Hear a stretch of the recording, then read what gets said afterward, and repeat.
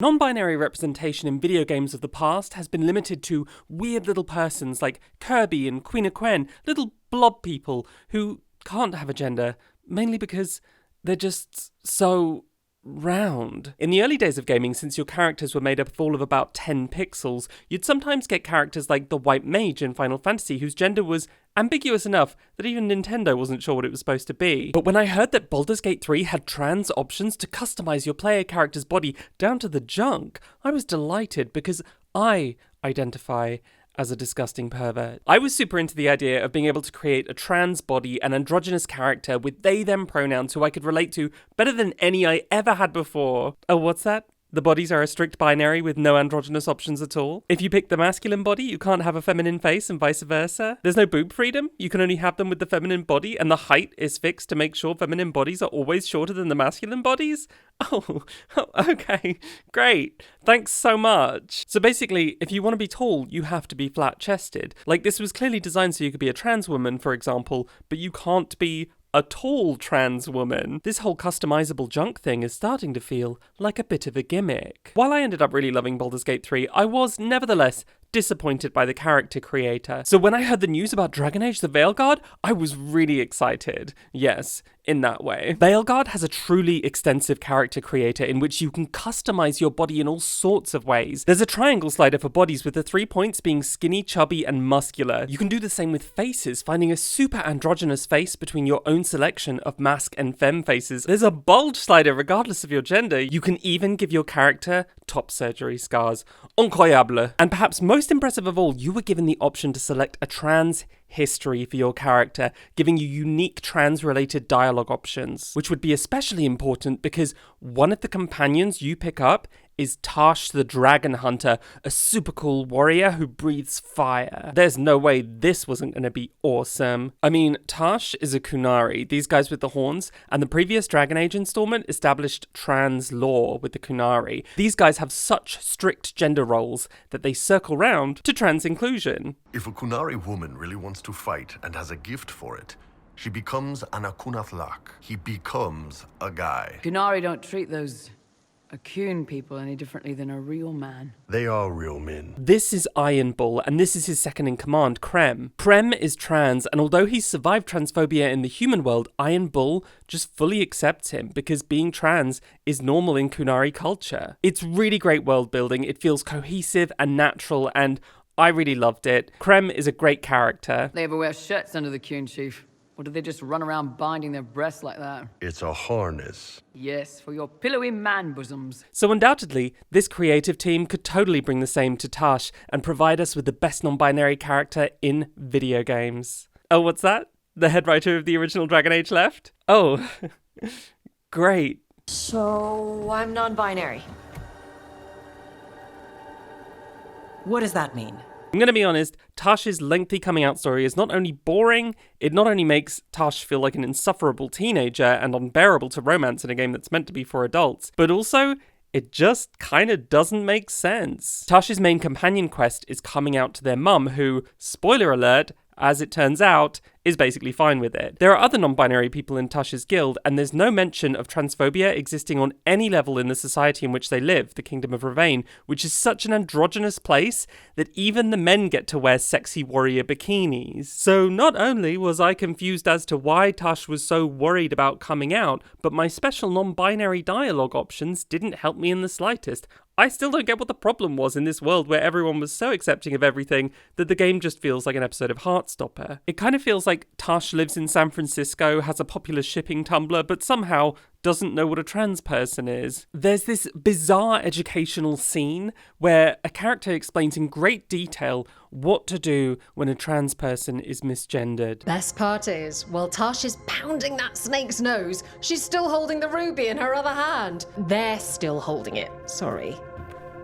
What are you doing? So, when one of us screws up and we know we've screwed up, we do a quick 10 to put it right. Any reason you can't just apologize? Sometimes people say, oops, sorry, and hope that fixes it. But they just want to get the whole thing over with. Trust me, I know. And watching this, I couldn't help but feel like, oh, this non-binary content?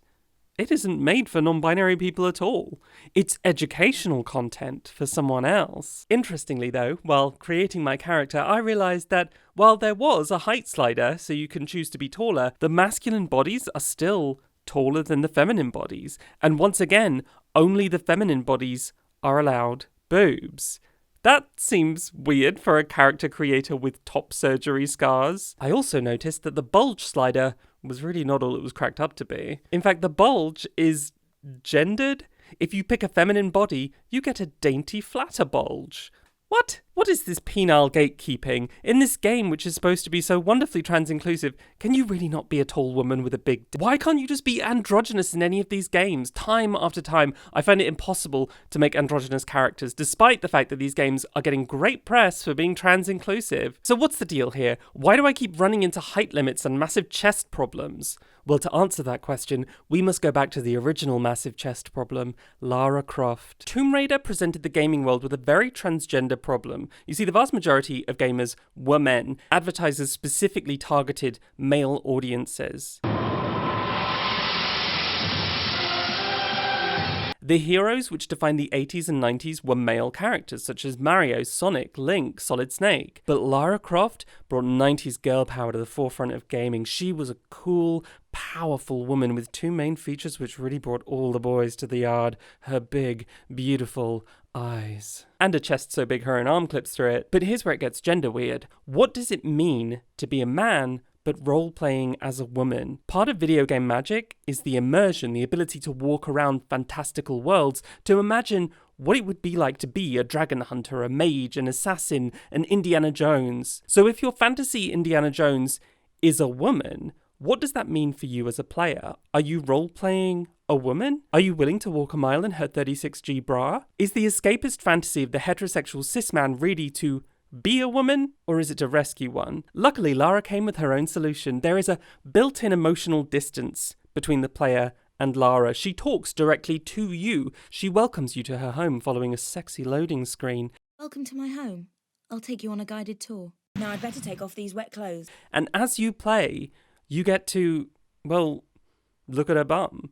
Just there it is. A whole new angle for the male gaze, literally. So the male gaze in cinema is a trinity, right? The male protagonist, the camera, and the audience all work together to make it clear the story is being told from a male perspective for a male audience, which often includes objectification of female characters. But video games take it 2 steps further. The player is not only the audience, you are also in charge of both the main character and the camera. You are the camera. So even if we radically do have a female player character now, that does nothing to disrupt the male gaze. The game is not suddenly for women just because the character is a woman. In fact, since the player is the camera, they now get to male gaze all over her in ways that would make HBO blush. Obviously, you don't always have to use the camera in this way, but the game is intentionally programmed in a way that allows you to. And there's a reason the designers decided not to give her trousers. This is baked as deeply into the game as that thong is into her butt. So this is how games avoid players having to identify with female protagonists. This is why female characters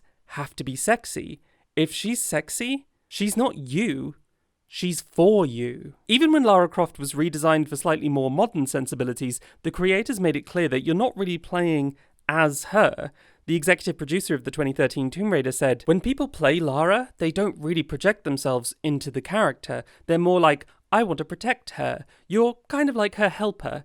You start to root for her in a way that you might not root for a male character." And let's be clear, Lara Croft has been a huge success. Before they made Lara, her game developer made a male Indiana Jones knockoff called Rick Dangerous. And he was kind of a flop. But Lara became a cultural icon and a never-ending franchise. And the fact that she was a woman in a sea of male protagonists was a huge part of that. But she not only stood out to men, she also had the power to lure in the untapped market of potential female gamers. Pac-Man was marketed in the same way. Its creator said, "Most arcade video games of the time were violent and focused on the male player. We decided to change that demographic by designing games that can appeal to women." Oh, that's crazy. So Pac-Man was basically made for women? And thus to couples, therefore making game centers desirable places to go on a date. Oh, so it was designed to appeal to men and their girlfriends. Because that's the core of this. Games can try and expand their markets by appealing to new demographics, but only in addition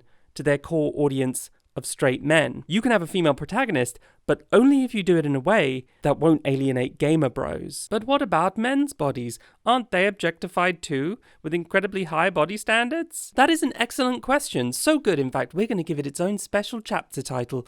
Chapter 1.5, What About Men? This topic can be hard to talk about because we're not really used to seeing men sexualized and objectified in our culture. So it's easy to see a topless man and conclude he's being objectified in the same way a scantily clad woman is. But titillation is about which body parts are considered sexual and therefore taboo in a certain culture. In the West, it's inappropriate for women to go topless because women's chests are seen as inherently sexual. So sexualization of female characters in video games is often about how close you can get to that taboo line without crossing it. Male chests are not seen in the same way. Men can, for the most part, go topless in public without a problem. The taboo parts of male bodies are below the waist, and objectifying men would have to mean emphasizing those parts. And you can find examples of that in pop culture and even in video games. But what do you notice about these examples? They all feel kind of gay, right? In our culture, being sexy, being sexualized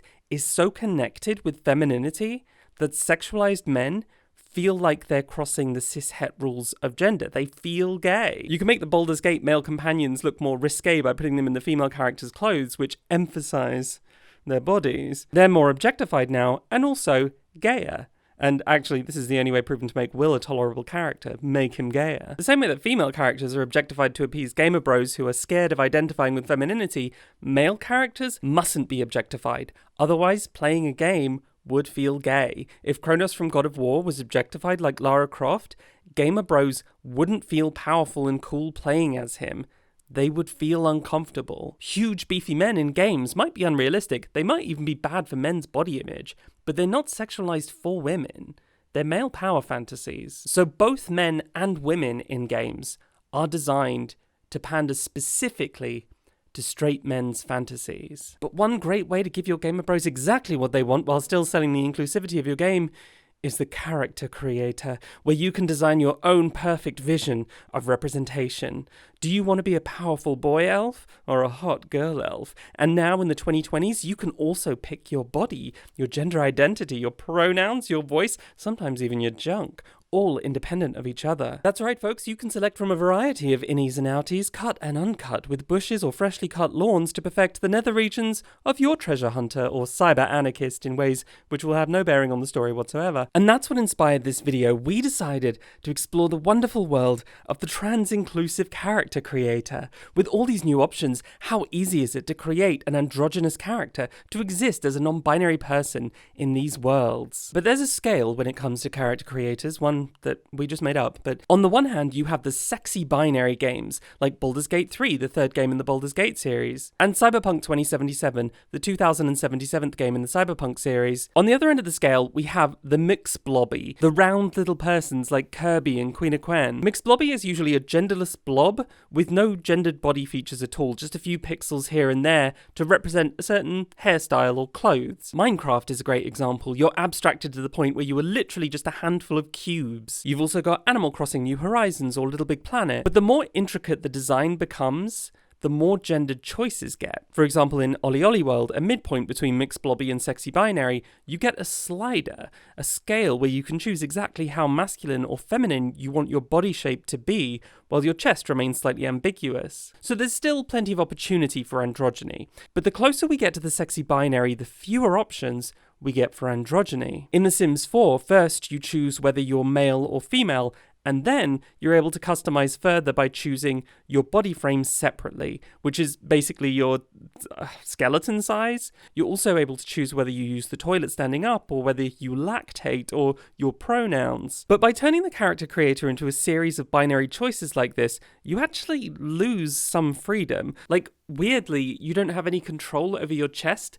which is based on the gender you choose. Regardless of any other factor, you only have boobs if your gender is female. And this is often true of sexy binary games, including Baldur's Gate, Cyberpunk, and Veilguard. If you want a curvy body, you have to have a big old chest. If you want a beefy, boxy body, you are not allowed boobs under any circumstances. You were always expected to pick between two body types, which would have, in the past, been labelled as a male body and a female body, but which nowadays are called things like Body A and Body B. Tiny Tina's Wonderland gives you the options this one or that one, which is a nice nod to inclusivity, but Body A and Body B are still very gendered. The masculine bodies are all muscular and tall, and the feminine ones are all curvy and shorter. There's no in-between at all. And sometimes other features also get tangled together in the series of binaries. For example, Baldur's Gate 3 decides your pronouns based on your gender identity, and Cyberpunk ties your pronouns to your voice, a male one with he, him, and a female one with she, her. No they, them options available. I'm V. I'm V. So even if you're this beautiful lady V, if you choose the deep voice, your pronouns will become pronouns. Yo, Mr. V, a pleasure. Which is such a weird random attempt at trans inclusion. Body modification is a major part of the world building in Cyberpunk, and you can alter your body at any point in the game, but weirdly, your voice, your pronouns, and your body type are fixed elements that you can never change. So while having every other piece of your biological body replaced with robot parts, you were never allowed to get top surgery. To be honest, the trans options in Cyberpunk just kind of give me the vibe of like straight guys in high school being like, I wish I was a lesbian so I had a pair of boobs I could play with whenever I want. There are so many random features which are meant to make the character creators trans inclusive, such as facial hair and male pattern baldness. You can often have these regardless of your body choices, which is great, but you can't have a feminine body as tall as the masculine bodies, because who has ever heard of a tall woman? And before someone complains that this is because women are on average shorter than men,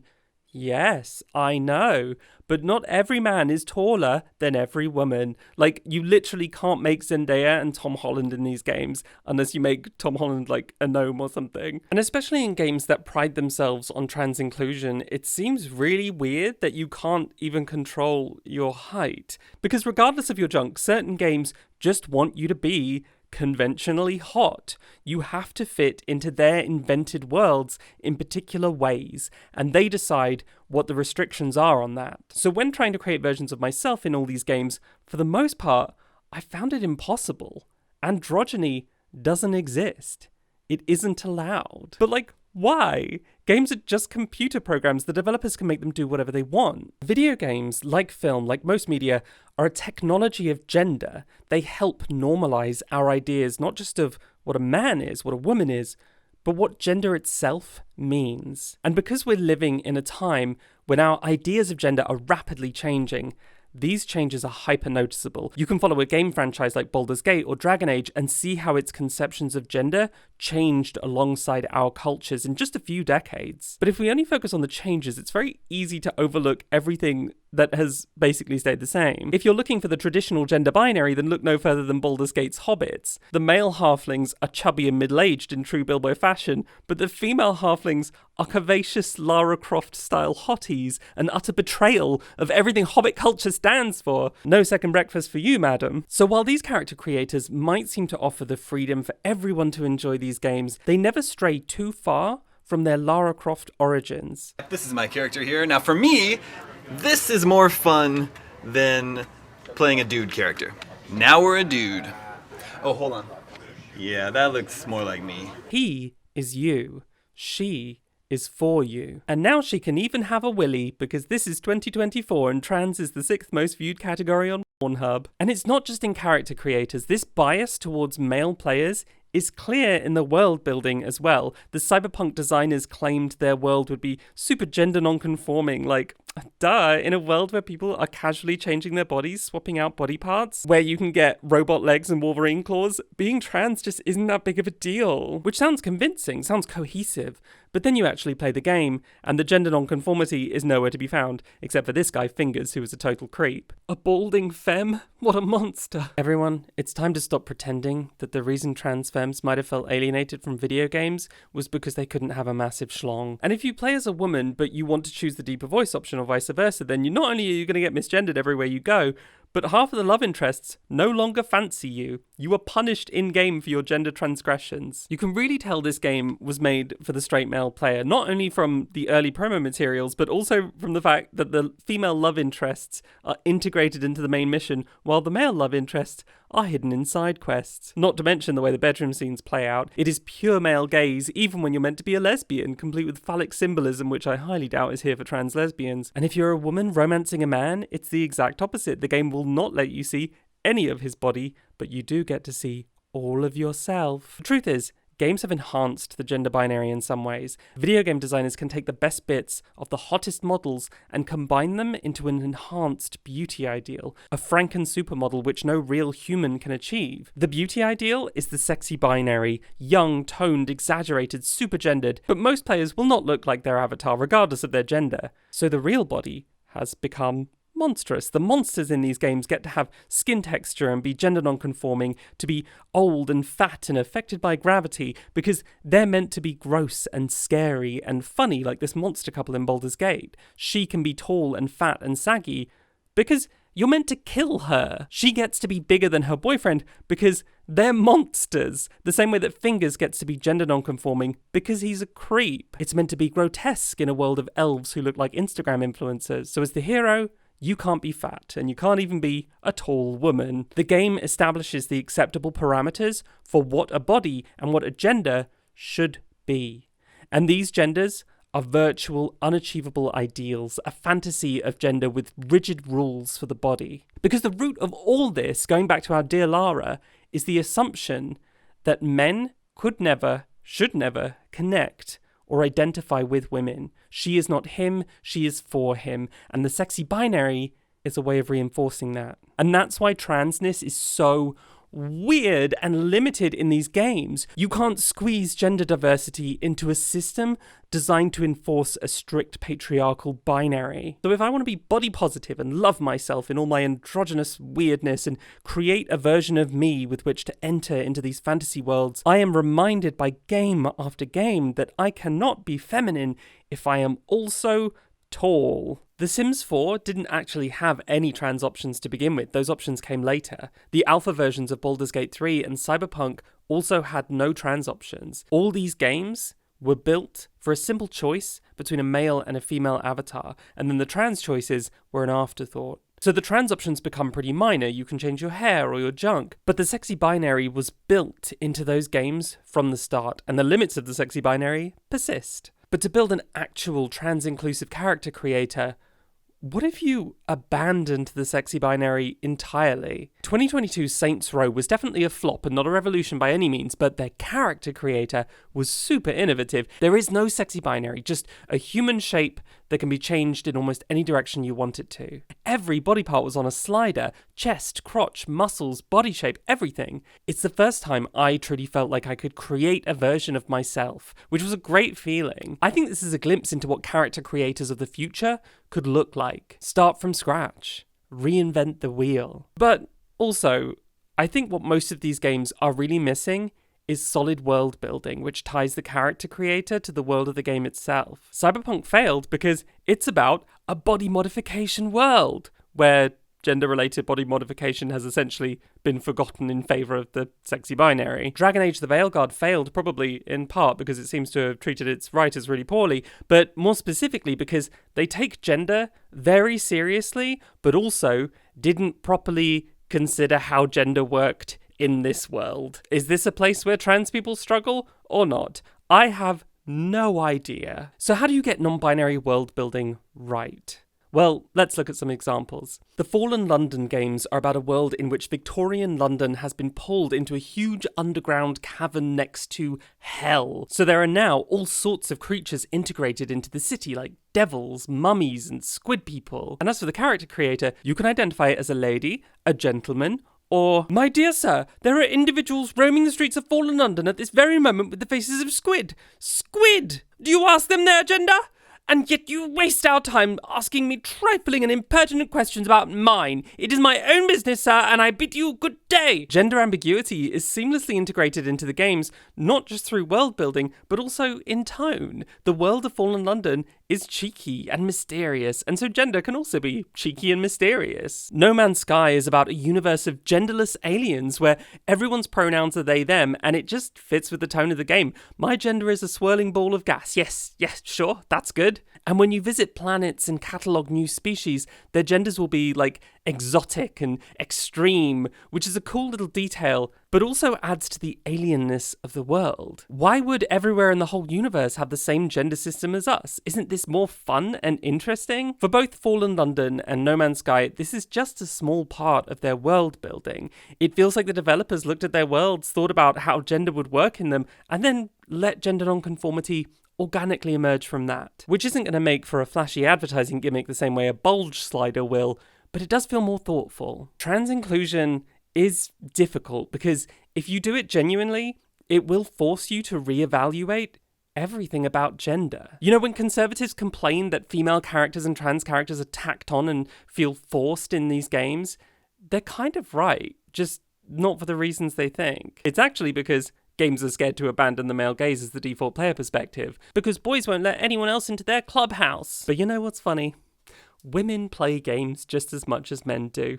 They just play different kinds of games. If we look at gaming consoles by gender, we can see that PlayStation has a huge gender disparity and is mostly used by men, while Nintendo Switch is pretty evenly split down the middle. And researchers are outright saying that's probably because Switch's flagship games are designed to have a broader appeal. Their best sellers are games like Animal Crossing and Pokemon. They're mixed blobby games. Whereas the best-selling games on PlayStation are games like Grand Theft Auto, God of War, The Witcher, the sexy binary games which seem to alienate a lot of women, probably because they were designed to. So while I'm frustrated with character creator options because of how they limit me in creating myself, I actually think that this is a much bigger gender issue. It's about an audience limited to one demographic. The demographic who grew up on Will You Save the Girl or Play Like One. It's about the assumption that men could never identify with female characters, only lust after them. Women and non-binary people have been playing as male characters for decades. People don't identify with characters just because they happen to be the same demographic as us. We identify with them because of shared experiences, values, sense of humor. Games have to stop building in emotional distance with female characters. I think men being able to identify with women is a hurdle we are ready to overcome. And that doesn't mean every game has to be a mixed blobby game, but we should adopt more of a mixed blobby ethos. After all, we're all more the same than we are different, and the game is only fair if everyone gets a turn. If you enjoyed this video, please like and subscribe. We've also got an exclusive short video about Cyberpunk 2077 on our Patreon. Our lovely patrons are the only reason we're able to make these videos. So thank you so much to all of our patrons, and a very special thanks to this lot.